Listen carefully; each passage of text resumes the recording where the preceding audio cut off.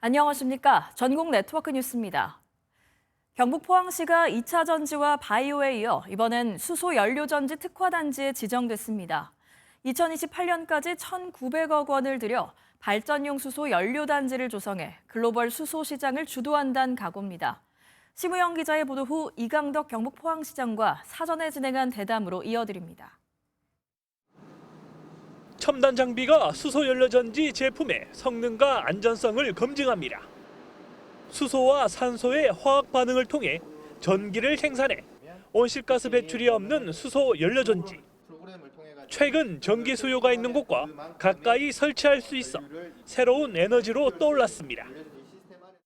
CO2를 배출을 안 하는 옵션을 선택한다면 수소밖에 없다고 생각을 하고 있고요. 그래서 저희가 하고 있는 이러한 기능들이 중요한 기능.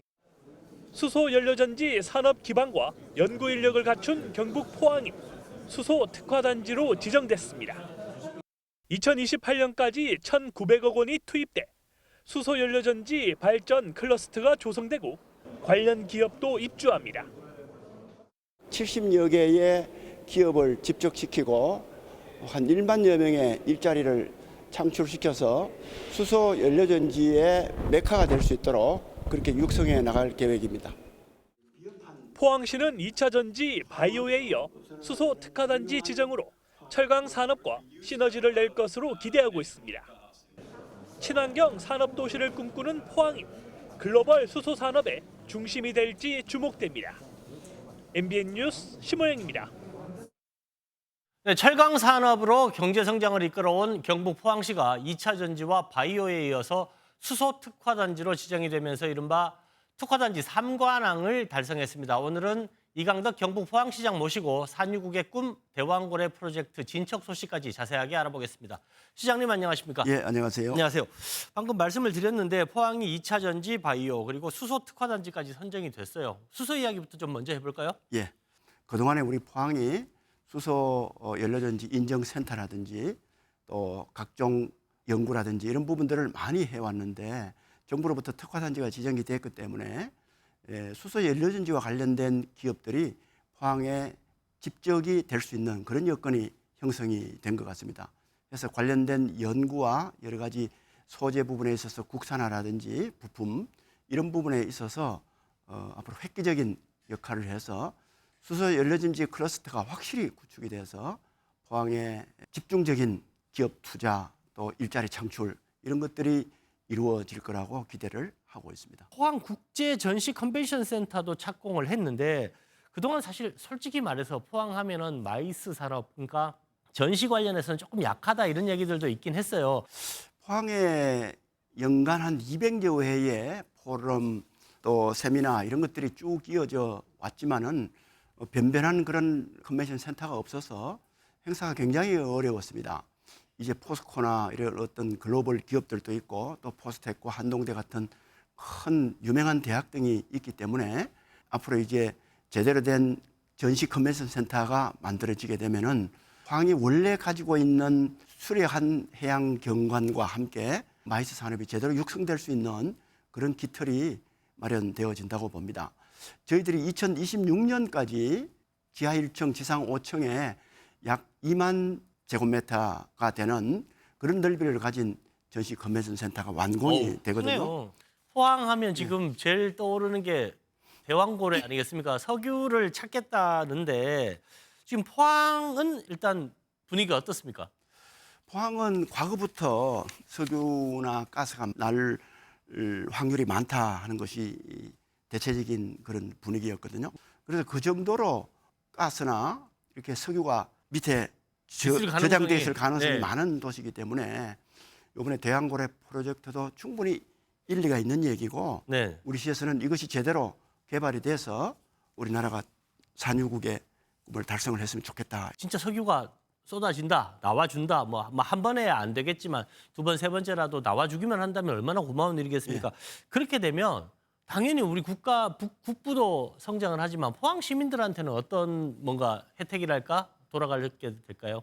관련되는 세수나 또 석유가스를 처리하거나 생산해서 했을 경우에 관련되는 기업들도 들어올 수가 있고 네. 뭐 결국은 지역의 여러 가지 이 석유가스 관련된 기업들이 들어올 수가 있고 또 아울러서 투자가 일어날 수가 있고 해서 지역 경제가 새롭게 살아날 수 있는 그런 하나의 큰 요소도 되지 않을까 이렇게 기대를 하고 있습니다. 알겠습니다. 포항이 도시숲 5곳에서 온실가스 배출권 거래를 한다 이런 얘기가 있더라고요. 이게 어떤 이야기인지. 대기질을 좋게 만들어서 이 시민 건강권이 확실히 확보되도록 해야 되겠다. 네. 또 이런 회색 도시라는 이미지에서 녹색 생태 도시라는 이미지로 바꿔야 되겠다는 그런 비전을 가지고 폐철도기를 숲길로 만든다든지 또는 곳곳에 비어 있는 장소나 여러 가지 장소로 서던 것을 나무를 많이 심고 또 물길을 과거에는 복개를 해가지고 도로로 활용했거든요. 네네. 그것을 전부 환원을 시켜가지고 거기에 수생태계도 회복하고 또 나무도 심고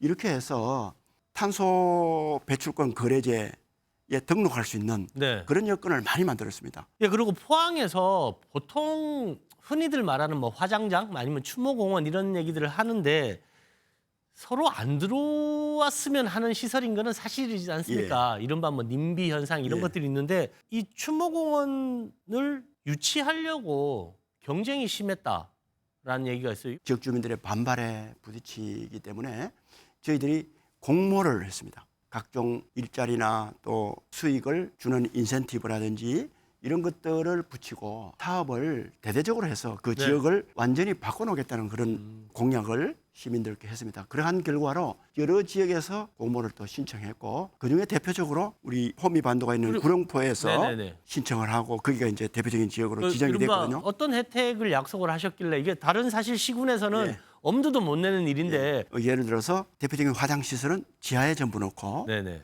그다음에 지상에 있는 건물을 최소화하면서 요즘 이렇게 그 산 같은 데 보면은 이렇게 큰 조각 부품이나 또는 이렇게 잘 가꿔서 굉장히 이 가보고 싶은 그런 어떤 공원처럼 그렇게 네네. 된 데가 많지 않습니까? 그 주변 전체에 대대적인 관광 개발을 해가지고 그 지역을 중심으로 해서 많은 관광객이 국내외에서 찾아올 수 있는 공간 그렇게 해서 그 주변에 경제가 다시 살아날 수 있는 그렇게 해서 아주 그야말로 지역의 하나의 대표적인 문화예술 공간으로 만들겠다는 멀리서 우리 시장님 오셨는데 예.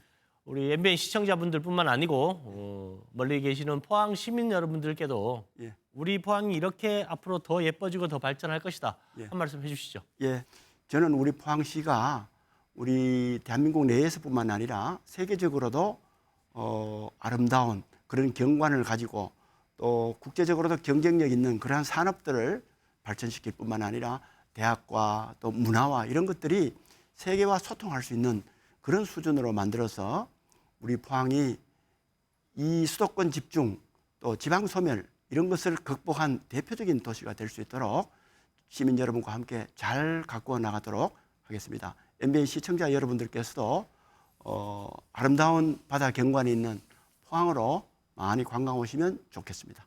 알겠습니다. 자, 포항이 이제는 철강을 넘어서 석유까지 동해안을 대표하는 첨단 해양 관광 도시로 거듭나는 모습입니다.